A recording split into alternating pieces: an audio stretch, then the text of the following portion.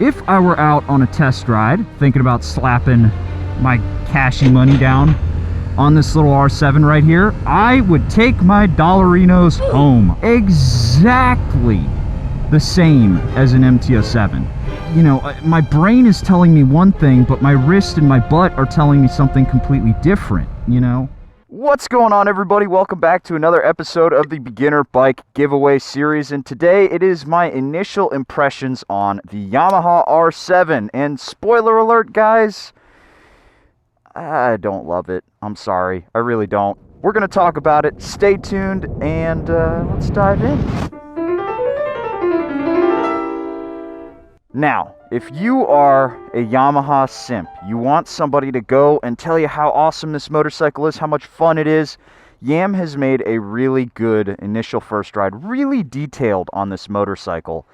And he's looking at it from a lens of somebody who really enjoys sport bikes and track riding. And I think that video might be very illuminating side by side with this one. Because as a street rider primarily, and someone who's looking to transition more into adventure and off-road riding, this really is not doing it for me. I personally think that this motorcycle is deeply confused about what it wants to be, and it rides like it. It's fun in a twisty corner, but everywhere else it's kind of weird, and I don't get it. So if you want something that's probably a little bit more positive, more effusive about the motorcycle, do check out Yam's first ride and impressions, and check out our RS660 versus R7 comparison, because that is a very cool video, and it's quite long and extremely detailed. So if you want some good information about two motorcycles that are sort of competitors, but also kind of not really, go check that one out down below. Now, one of the things I want to say before we get on the road is I like the way this motorcycle looks. I think they nailed that Yamaha R bike styling, even though I don't really like this fake ram air up here. I don't know, it's kind of weird that we have the single eye headlight where the ram air is supposed to be. But I understand why they did this. It makes a lot more sense to have it like this than to have just a fake air hole there that doesn't go anywhere. So I understand that. And, you know, from a couple of feet away, you really can't tell that this is anything other than a super cool sport bike. It looks the absolute business. And if you're a beginner rider and you want a motorcycle that looks this cool, but you don't want the R3, the R7 makes a lot of sense, I think, especially if you're thinking about getting into track day riding and all sorts of good stuff like that. You want something aggressive, looks mean, and can sound really mean once you get this exhaust pipe replaced with something that's a little bit more fun, shall we say. Now, that's kind of where my positives unfortunately end with this motorcycle. There are some other good stuff that I'm going to talk about, but again, I don't really gel with this motorcycle, and we're going to go talk about it. So let's get it out on the road. Okay, now, before we get into this motorcycle, I want to say something really fast. And that is, some people might take my criticisms of this motorcycle as being invalid because I'm looking at a beginner bike through the lens of somebody who's ridden motorcycles for a long time, you know, owns really fancy supermoto, and gets to ride all kinds of high horsepower motorcycles. You might call it expert bias. I really don't like to think of it that way because I am not an expert when it comes to motorcycles. I've said as much myself, but I think that's technically the term for it. If it comes off that way, I'm sorry, but that's just the lens that I look at motorcycles through. And I always like to come at these first ride and impressions, even though this isn't my first ride, I have ridden this bike before. These initial impressions videos, I like to come at it as if I was out on a test ride, and I'm thinking about slapping my money down for this motorcycle. And if I were out on a test ride, thinking about slapping my cashy money down on this little R7 right here, I would take my dollarinos home. I would not buy this motorcycle. And I know that's going to disappoint some folks out there who are looking for perhaps more confirmation bias or something like that, but this just isn't for me, man. First and foremost, let's talk about the handling on this motorcycle, because it is by far the best thing that I can say. This handling is awesome. The changes they made to the frame, they steepen the rake a little bit, they put this awesome fully adjustable KYB suspension on here. It handles beautifully. It's really well balanced, and the ergonomics work for a more sporty application, and I've felt more comfortable pushing this motorcycle on the street than a lot of other bikes that have come through. I usually am a pretty reserved street rider. I don't like, you know, going super fast, and I've seen a lot of people out there criticizing me for going down Lime Creek at a crawl, but you know, Lime Creek's a busy road. It's a very residential road, despite being, you know, kind of out in the hills here. So I don't really like going super duper fast basically anywhere on the street. That's just not the kind of rider I am. And on a twisty road, this thing's great, you know, feels good. I do appreciate the way that this bike makes its torque for the way that I ride. It's nice to have a smack of torque right where you want. You don't have to kind of dig for the power or wait for it to come on. It's really, it's set up really well for your average weekend sport bike rider. Now, the only problem that I have with that, man, there is a lot of sand on the road today. Good grief. Must have rained. Now, the only problem that I have with the way this motorcycle's set up is, okay, great, you have this awesome naked bike engine in here, and you have good suspension, and it handles really well, but it's uncomfortable, man. You know, and it makes its power exactly the same as an MT-07. It makes its power exactly the same. There's no difference in this engine, this gearing between the MT-07 and the R7. So I keep coming back to it and being like, well, the MT-07's like $7,500, maybe it's like $79 now, with the new model year and the updates and stuff, because it gets more expensive every year. And I sit there thinking, it's cheaper, it's more comfortable. Yeah, it doesn't handle beautifully like this one does, but you're not really gonna be able to feel it on the street. You know, if you're going to the track all the time and you really want to start learning how to ride quick around a circuit, the MT-07 will probably do you just fine for your first couple of track days, but then you're going to notice how wobbly and pogo sticky that front suspension is, and how wooden the front brake feel is on that bike. Okay, yeah, sure, totally. This solves a lot of those problems. But on the street, nah, you don't really notice it that much. And if you do, you should probably slow down a little bit. I mean, I know we've all got squid demons inside of us that are sitting on our shoulders telling us to go, go, go, go, go. But, you know, you really shouldn't be feeling the limits of your motorcycle on the street.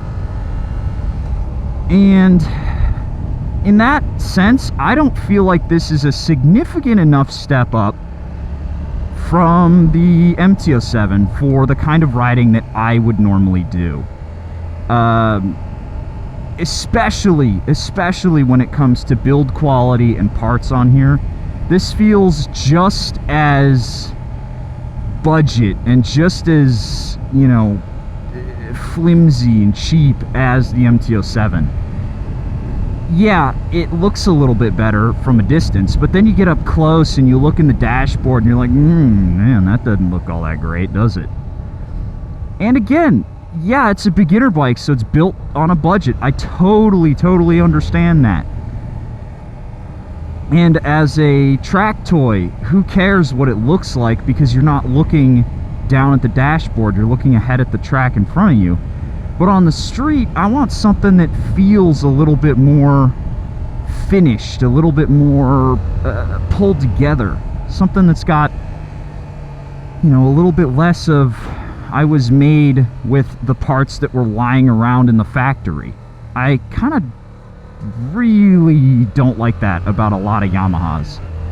The fact that even the R1 shares some clusters with other motorcycles in Yamaha's lineup, like I think the right-hand cluster is basically the same on the R1. I don't really remember, it's been a minute since we've had the R1 in the shop, but it was very similar. I don't love that about Yamaha motorcycles. It allows them to make them cheap. I totally understand, but I don't know. I don't like how everything is recycled. Now, let's talk about ergonomics a little bit on this motorcycle here. I think that for the kind of riding that I do, this is the wrong ergonomics setup.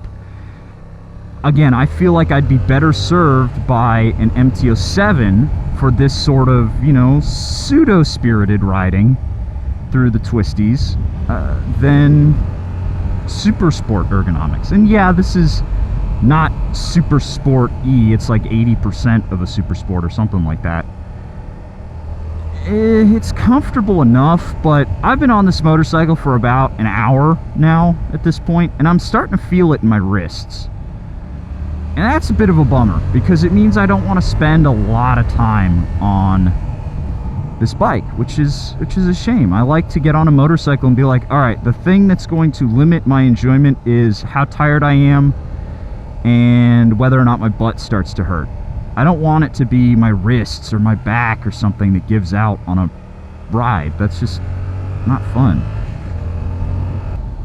Now, let's talk about the biggest thing that irritates me about this motorcycle. It's the combination of all of these different elements that makes it so deeply confused as to what it wants to be. Because it's making its power exactly like a naked bike, but it's got these super sport ergonomics, I don't know how it wants to be ridden. It's really weird. You get this nice pile of torque down low, but it's really easy to sit here in your brain and be like, okay, sport bike, power's up top, and then you feed the clutch out a little bit and it just grabs and you get this like big whack of torque out of this CP2, which is a lot of fun in a naked bike, but it can honestly catch you off guard on this bike, because again, it's the design language is so wrong for the kind of power that this thing makes. And I'm not sure gearing down a tooth in the back is the solution or something like that. I just think they've got to tune this engine slightly differently. So I'm left with this package that is, you know, my brain is telling me one thing, but my wrist and my butt are telling me something completely different, you know? And so there's this cognitive dissonance that happens as I ride this motorcycle that means I'm not riding it right, you know? Naked bikes, you can sort of keep them down low in the rev range and be in whatever gear you want and then just go like this. But that's not how you're supposed to ride a super sport, right? You're supposed to ride a super sport at the edge, because then the ergonomics are less punishing on you.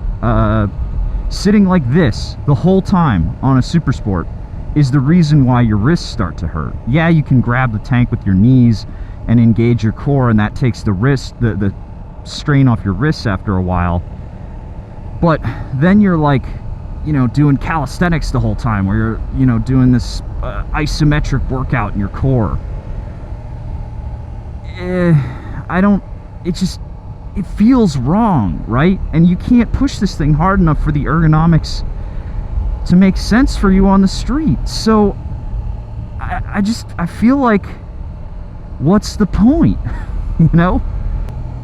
I honestly think that I personally would be better served by a motorcycle that costs $8,500, that doesn't have any of these plastics, that has this same frame setup up here, the same rake with handlebars, maybe even the same tail, because I like these nice high tail sections on these motorcycles. It makes me feel like I'm on my supermoto. But if I had handlebars and I was here on this bike, I'd be so much happier. And you know what? There's a motorcycle that does that. It's the Aprilia Tuono. It's a little bit more expensive. It's 10.5 instead of 8.5. But I don't need all the crazy tech that's on the Tuono, right? You can get a quick shifter on this for 200 bucks. So if they made a MT-07R with this suspension, a quick shifter, and handlebars, I feel like I would be much happier with that than I am with this. Because right now, again, if I were out here on a test ride, I'd take the bike back and be like, nah man, let me go over and get the Tuono real quick. I just don't feel like this is a motorcycle that's built for me. One more thing I do want to say about this motorcycle is that it sucks on the highway. Oh my god, it sucks. It's awful on the highway. I rode it from Pflugerville down to basically here on toll roads, which are like 80 miles an hour. And in 6th gear, you just don't have that much punch. You gotta kind of go down a couple of gears to find the power. It's a little bit muted and a little bit soft. I don't know. It's just, this motorcycle's not for me, guys. It's really not. And it's a bummer because I was really starting to get back into that sport bike vibe with the RS, and I still absolutely adore the 1098. Oh my god, the 1098 is so nice.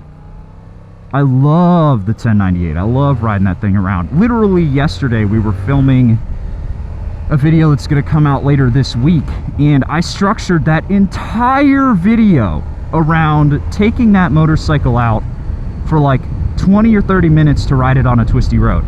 For one shot in that video, one shot, I structured the entire video around it so that I could ride the 1098, because it's just that special. This doesn't feel special to me. It's just kind of motorcycle. And that makes me sad. Now, before I wrap things up, let me say that if you disagree with my criticism on this motorcycle, know that this bike is probably not designed for me. And if you think it's the greatest thing since sliced bread, I'm not attacking you. I'm not saying you made a bad choice. I'm not saying this motorcycle's bad. I still think this motorcycle's really good, but just not the bike for me, which is totally fine. And honestly, I think that if you are interested in this motorcycle, if you're all interested, you're best served by going and taking a ride on it. And again, if you would like to win this motorcycle right here that we're riding around on and having, you know, a pretty good time. I'm having an okay time on it. But you'll probably have a lot more fun because you're looking for that sport bike thing. If you're interested in winning this motorcycle right here, click the link down below, go to yammienoob.co, get yourself signed up to win. Go to YN. I'm sorry here, I'm getting a little distracted by horns and so forth. Let's see how fast this is.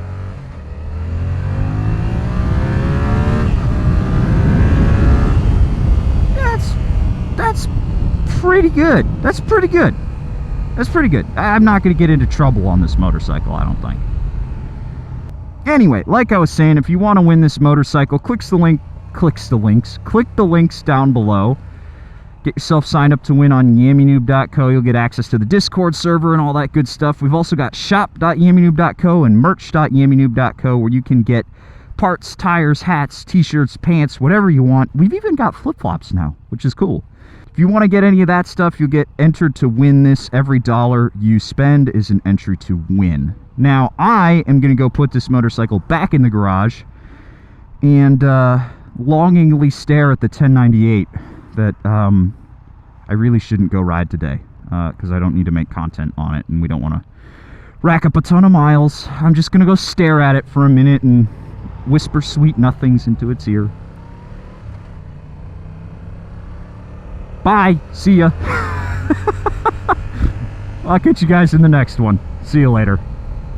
Keep watching Yammie Noob.